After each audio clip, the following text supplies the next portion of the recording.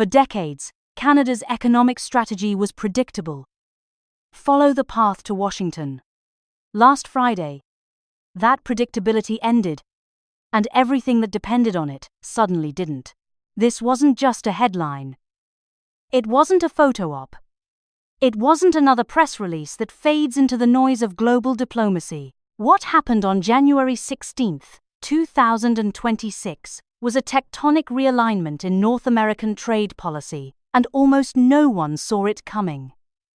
Not in the way it unfolded, not at the scale it threatens to disrupt, and certainly not in the city where it happened. The story didn't begin in Washington. It didn't unfold in Ottawa. It started in Beijing, while most of North America was still asleep. But before we get to that, you need to understand something more fundamental. For the better part of 75 years, North American trade operated on a single, unshakable assumption. Canada aligns with the United States. Not because it's legally obligated to, not because Ottawa lacks autonomy, but because the economic integration between these two nations is so deep, so seamless, so baked into every level of policy and production, that serious divergence was almost unthinkable. We're talking about the world's longest undefended border. Over $1.3 trillion in annual bilateral trade. Supply chains that cross the 49th parallel 7, 8, sometimes 10 times before a single product reaches a consumer. An auto part assembled in Ontario, tested in Michigan, refined in Mexico, and returned for final assembly in Quebec. Wheat from Saskatchewan milled in Buffalo and baked into bread in Brooklyn. This isn't just trade policy, this is architecture. The scaffolding that holds up thousands of companies and millions of jobs on both sides of the border. And then came Friday. While most of Washington remained in pre-dawn darkness, a different kind of light was dawning in the Great Hall of the People in Beijing. Cameras clicked, translators whispered, and in a scene almost no one predicted, Canadian Prime Minister Mark Carney sat across from Chinese President Xi Jinping and signed a comprehensive trade agreement. No leaks. No months-long build-up. No carefully staged diplomatic choreography. Just action, sudden, deliberate, and irreversible. And with that signature, the North American trade order, the one built on decades of shared assumptions and mutual reliance, began to fracture. What led to that moment in Beijing wasn't ideology. It wasn't diplomatic ambition. It was economic survival. To understand why Carney acted, you need to go back a year to the moment when Canada's agricultural engine was brought to its knees. In early 2025, China imposed devastating tariffs on Canadian canola, 84%. That number is not just punitive. It's existential. Over 40,000 farmers across the prairies, thousands of workers in rural processing plants, entire communities in Saskatchewan and Alberta, they weren't facing tighter margins, they were staring down collapse. Their second largest market had just vanished. Canola is not a fringe crop. It's the beating heart of Western Canadian agriculture. The oil is in your margarine, your cooking sprays, your salad dressings. The seed is in global animal feed. And for decades, China had been a reliable buyer until it wasn't. And where was the support? Ottawa lobbied. Quietly, respectfully, waiting for a signal from Washington. A sign that North America's closest partners still backed each other when it counted. But Washington was busy. Trump, now in his second term, had returned to his most familiar playbook: tariffs, more aggressive than before, steel, aluminum, a new wave of trade threats including repeated hints that the United States might walk away from the USMCA altogether. When Carney went to Washington, he wasn't asking for charity. He was asking for recognition. Recognition that Canada is not China. That Canada is not the European Union. That Canada, despite disagreements, is still the United States' most intertwined economic partner. What he got instead was silence. Or worse, mockery. Trump floated the idea that Canada should become the 51st state. A talking point delivered not in jest, but as a negotiating tactic. The message was clear. Canada's needs didn't matter. So Carney pivoted, because when your largest trading partner becomes unpredictable, not just unfriendly, but erratic, and your second largest partner closes the door entirely, you start looking for options. And there was only one country large enough, fast enough, and willing enough to replace what Canada had lost: China. The decision wasn't political. It was pragmatic. Trade had become weaponized. And Carney wasn't going to let farmers become casualties. Not again. So he boarded a plane, flew to Beijing, and rewrote the future of Canadian trade. Let's talk about what was actually signed in that quiet, high-ceilinged room in Beijing. Because this wasn't a vague memorandum of understanding. This wasn't about symbolic gestures or diplomatic reset language designed to calm markets. It was concrete. It was specific. And it was transformative. At the heart of the deal were two industries: agriculture and electric vehicles. On paper, the terms look transactional, but in practice, they rewrite the logic of Canada's global trade strategy. First, electric vehicles. Canada agreed to slash tariffs on Chinese EVs from a punishing 100% all the way down to 6.1%. In return, China gains a yearly export quota of up to 49,000 electric vehicles into the Canadian market under that reduced rate. 49,000. That figure wasn't chosen at random. It mirrors pre-tariff import levels almost exactly. Meaning, Carney didn't just ease restrictions, he restored access. For Chinese automakers, Canada is once again open for business, and this time, it comes with a predictable, legally structured path for entry. Meanwhile, on the agricultural side, China committed to a phased rollback of its devastating canola tariffs. By March 1st, the rate drops to approximately 15% down from 84%. That's not a modest concession. It's a market revival. For Canadian farmers, this is not a policy win, it's a lifeline. Billions of dollars in exports that had been rendered economically impossible are suddenly viable again. Processing plants that were cutting shifts are hiring again. Rural supply chains that had ground to a halt are now gearing up for volume. But the implications stretch far beyond farms and dealerships. Because this deal does something far more profound. It signals trust, not in words, but in action. Beijing gave Canada preferential access on agriculture, a politically sensitive sector. Ottawa gave China predictable access to vehicles, a strategically sensitive product. And here's the part that's keeping officials in Washington awake. This was bilateral. No North American coordination, no heads up to the US, no inclusion of Mexico. A major G7 economy just pivoted toward Beijing alone. This wasn't Carney cracking open a diplomatic window.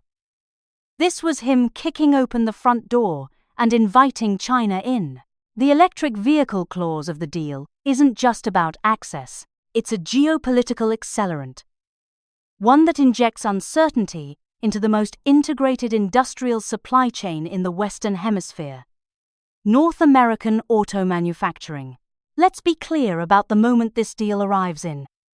The United States is imposing 100% tariffs on Chinese EVs.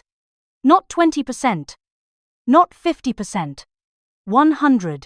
A complete economic firewall designed to keep Chinese electric cars out of the U.S. market entirely. But now, just across that undefended northern border, Canada has thrown open the gate. 49,000 vehicles a year. Tariffed at just 6.1%. That's not a symbolic quota. That's full restoration of pre-tariff trade flows and then some. For Chinese automakers like BYD, NIO, and XPeng, this isn't just access to Canada. It's a North American foothold.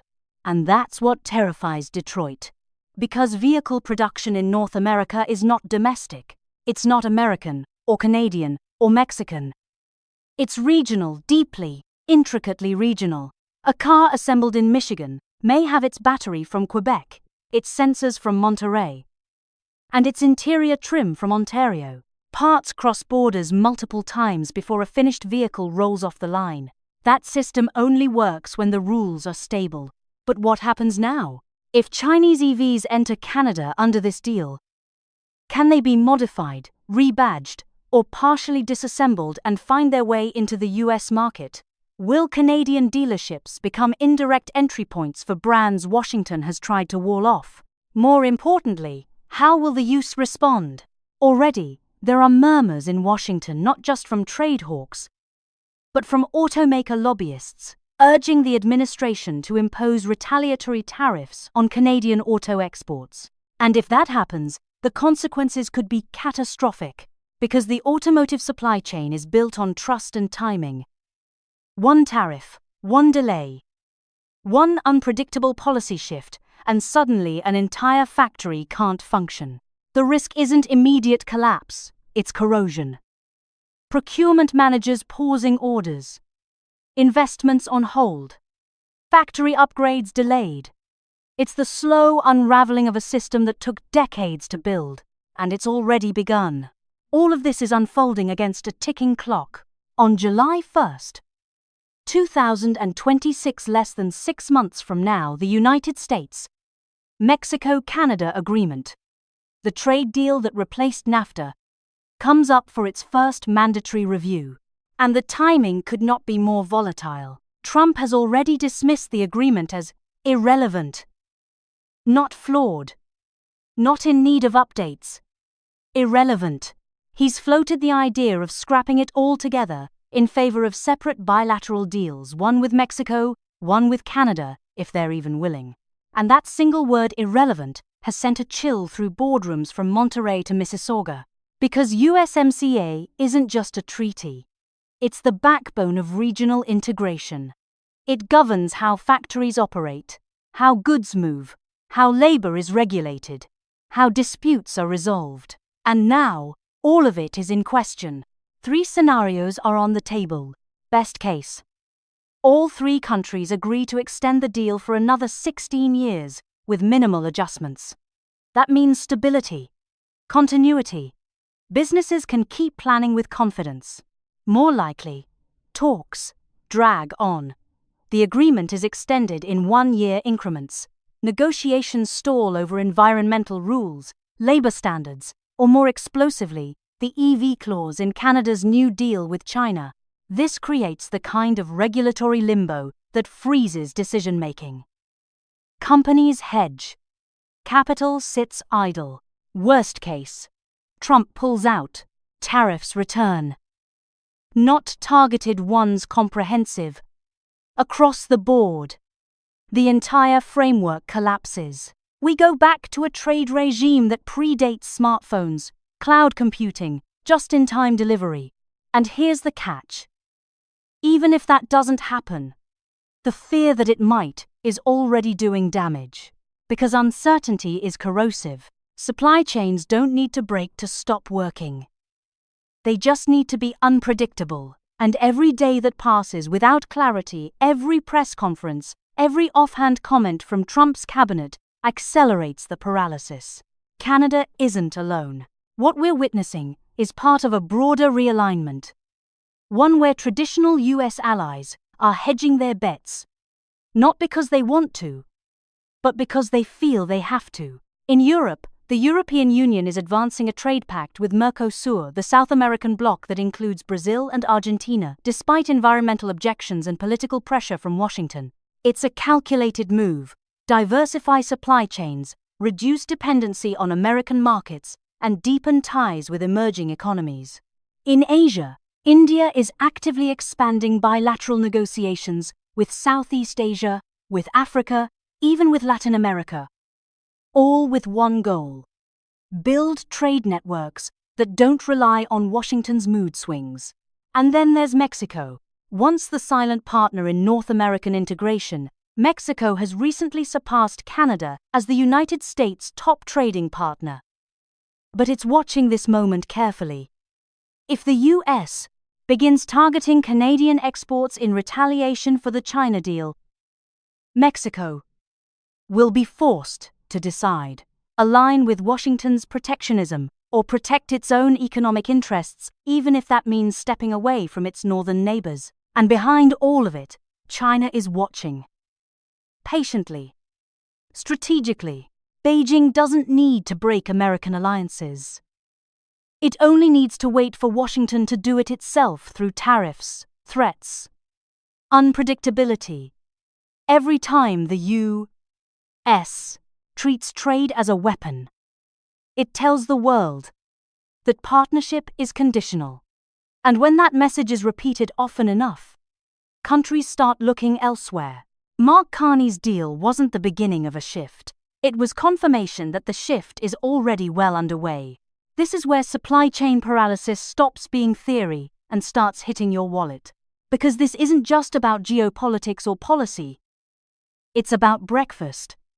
It's about car repairs. It's about whether the factory in your town gets that equipment upgrade or lays off staff instead. Take wheat. Canadian farmers export more than 8 million tons of grain to the United States every year. That grain moves across the border seamlessly from farms in Manitoba to railcars in Saskatchewan to mills in upstate New York. Bread baked in Boston may come from flour milled in Buffalo, ground from wheat that grew thousands of miles away. You don't see that chain, but you feel it when it breaks.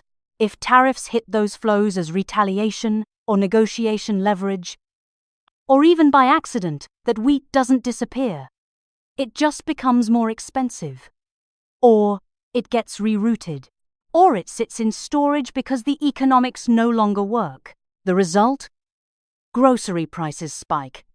Bakeries face margin pressure. Food processors hold off on hiring. One small delay in one link of one chain and the entire system slows down. Same with auto parts. A Canadian component blocked at the border doesn't halt a factory immediately. But if enough of them miss enough shipments, suddenly that new vehicle model gets delayed. Repair shops run out of parts.